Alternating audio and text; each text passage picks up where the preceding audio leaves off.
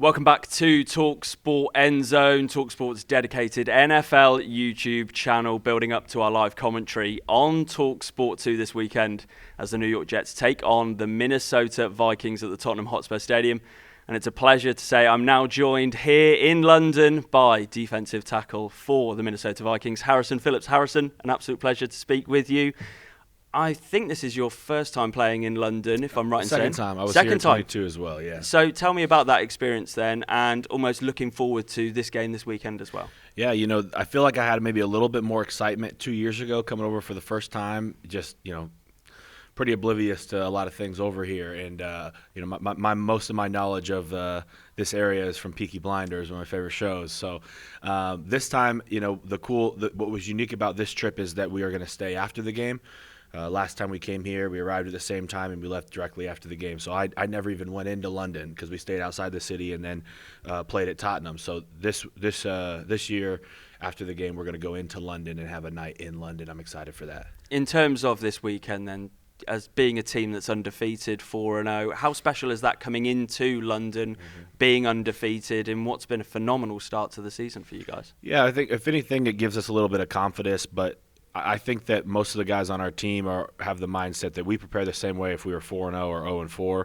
And, I think that even, when your record indicates that you, are a solid team, you're going to get other teams' best shot. And so we know now that as media and other people are starting to notice who the Minnesota Vikings are, there's going to be some people, giving us their best shot, preparing a little bit extra that week when they play us. And so we know that every week we have to be prepared and put our best foot forward. You mentioned there the appreciation for the Vikings. I just wondered, heading into the season, this is an NFC North with Detroit, who got to the championship game last year, Green Bay reaching the playoffs, and then almost like a new look Chicago Bears. Do you think heading into the season the Vikings were almost underappreciated? They weren't almost spoken about as much as maybe you'd expect? I don't know if I had an expectation for how much people would talk about us. I think that we knew what we were building since March, and then through free agency, through the draft, through OTAs, as we were going through training camp. I think a lot of us could have told you,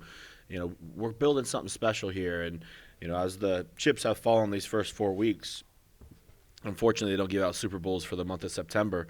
So we have a lot of football left in front of us, and we want to play our best football December and January. So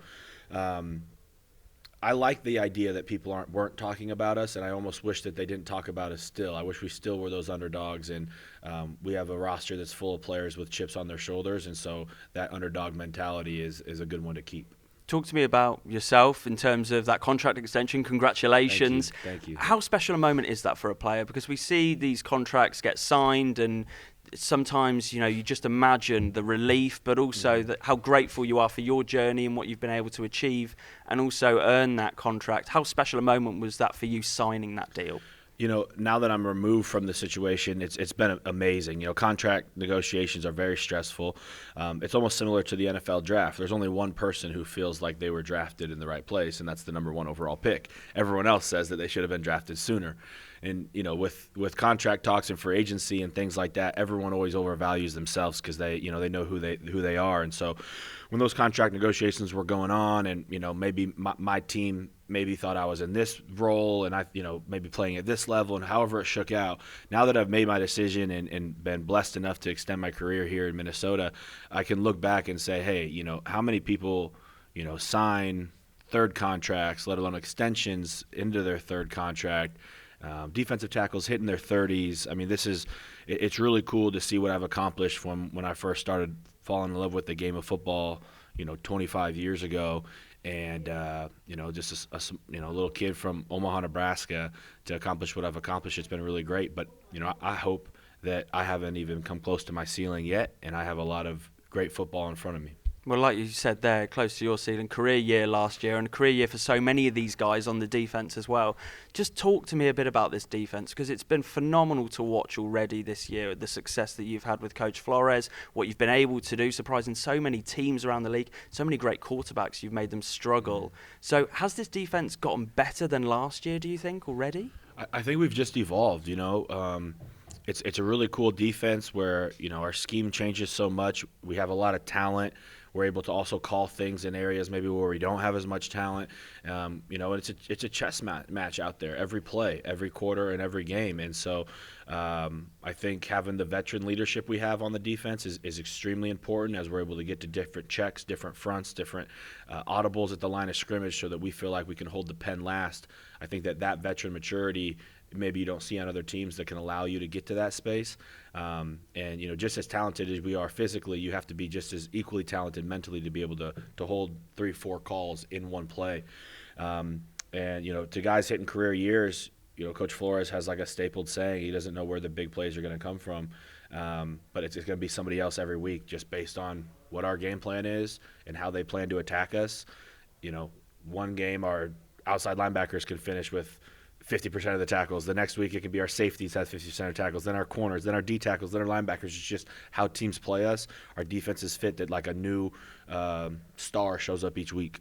In terms of Coach Flores, talk to me a little bit about his leadership, what he's like as well in terms of his coaching, because like you said, it has evolved his coaching. It's in terms of what he was able to achieve with this defense last year, it was very notable. But even this year, there's so much talk about what this defense is doing on the field. What's his leadership like? What does he bring to you as a player? What does he bring out of you? He's very consistent. He also emphasizes the joy of the game of football, that we're still playing a game of football. And then, he still holds us to a very high standard. I mean, we want to chase a perfect game. We'll probably never get one, but that's what we're chasing is perfection. And so, another saying he says is you don't have to play great, but you got to play good, damn good. And so we all got to play damn good football. And it's an unselfish group when he puts it together in a way that you understand this is my role. And like I mentioned earlier, maybe I'm not the guy that's making the big plays this week, but you'd be damn sure if I didn't do what I did, he wasn't going to be able to make his play. And that's 11 guys with that same mindset, celebrating other people's success and happy for when other people make plays. I think that's just super contagious. And I think Flo's a great leader and has done a fantastic job with our group. I have to ask you about your quarterback, Sam Darnold, and the start that he's had to this season.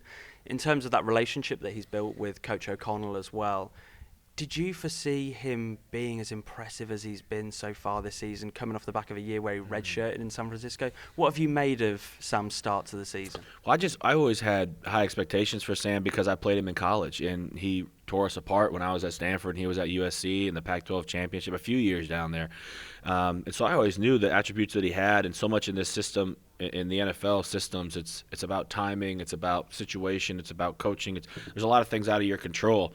And, Coach O'Connell I don't know a ton about offense, but I know he's done a great job with quarterbacks. And, Sam to come into this system with the offensive line we have, the offensive weapons we have, it seemed like the best situation for him.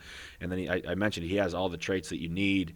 And, in that group with a Nick Mullins, who's been in this system for a while, helping him understand a lot of the stuff, they've taken off. And, NFC Player of the Month, I think, just came out. They don't just hand those out now. That's a real accomplishment, and super proud of him.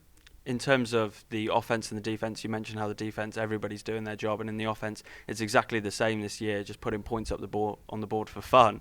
One of those players in particular that gets a lot of the limelight is Justin Jefferson. When you see him in training and you see him around the building, what is it about Justin that makes him such a star in this offense and what he's able to do for this team? He's just a competitor, especially like he has that switch that goes on game day, and he's kind of a different beast when the game comes on. And I think you hear about that with those players who are just absolutely elite. And I haven't been around a more impressive person really in my life. It's insane to see what he does out on those fields on Sundays, and I still think he's like the most underpaid player in the league. In terms of this weekend, I wanted to ask about coming up against Aaron Rodgers. Aaron, we've seen what he's been able to do with the Jets already this year, 40 years old, and coming off the back of that Achilles injury, he's still a phenomenal player, even with the doubts that were coming in ahead of the season. When you come up against a quarterback like that, how difficult does it make it when you're playing such an elite level, quarterback such as Aaron? He's as good as they get. I mean, I've been a fan of his, for a long time. I mean, he's been playing for a long time. And when I got into the NFL, there was, it was kind of the back end of some of these like old great quarterbacks that we had. And the game's changed, but Aaron Rodgers still kind of does it a little bit that way where, hey, these guys like Brady and Philip Rivers and the Mannings, like they would, almost call the game themselves. And so I can see that in Aaron Rodgers' game, get you up to the line of scrimmage, sees what you're in, get your disguises, where's your front set, and he's up there just masterminding the whole thing. I think it's incredible. It's a thing of beauty. I wish I was talented enough to play quarterback for those moments where you can, take things apart. Only knock I have on him is he's a Cal guy, and as a Stanford guy, we have a good rivalry there. But yeah, super impressed, and I really enjoy playing against players like that. Well, ahead of playing him at the Tottenham Hotspur Stadium, I just wanted to ask you about some of the most impressive stadiums that you've played at in your career, because when we see it here in the UK and we see some of the atmospheres, obviously you spent a large amount of your time in Buffalo and Highmark and that atmosphere with the Bills Mafia, it looks special on television, it looks special in person. So what are some of those standout stadiums, those atmospheres that you draw on when you've played in them? I can imagine there's a lot. Yeah, I think I've hit every one, but maybe two, I think.